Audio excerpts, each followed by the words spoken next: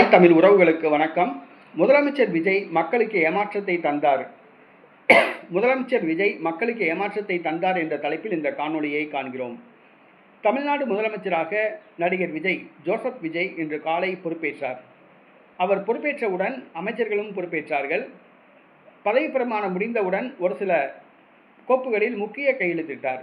முதல் அறிவிப்பாக 200 யூனிட் மின்சாரம், அடுத்ததாக மகளிர் பாதுகாப்பு படை, போதைப்பொருள் ஒழிக்க ஒரு சிறப்பு பாதுகாப்பு பிரிவு என நியமிக்கப்படும் என அறிவித்தார். விஜய் தன்னுடைய தேர்தல் வாக்குறுதியில் மகளிர் உரிமை தொகை 2500 ரூபாய் வழங்கப்படும் என அறிவித்திருந்தார். தற்பொழுது 1000 ரூபாய் வழங்கப்படுகிறது. திமுக, அதிமுக 2000 ரூபாய் வழங்குவோம் என்று அறிவித்திருந்தனர். நடிகர் விஜய் 2500 ரூபாய் வழங்குவோம் என அறிவித்திருந்தார். வருகின்ற 15ஆம் தேதி மகளிர் உரிமை தொகை வரும். அப்பொழுது 2500 ரூபாய் கிடைக்கும் என விஜய்க்கு ஓட்டு போட்டவர்கள் எதிர்பார்த்து காத்திருந்தனர். ஆனால் விஜய் ஏமாற்றம் அளித்தார். மகளிர் உரிமை தொகை பற்றி அவர் எந்த அறிவிப்பையும் வெளியிடவில்லை.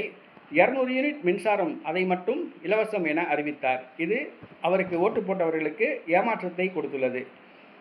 வருகின்ற 15ஆம் தேதி 2500 ரூபாய் கிடைக்குமா என்று மக்கள் ஆவலோடு காத்திருக்கிறார்கள்.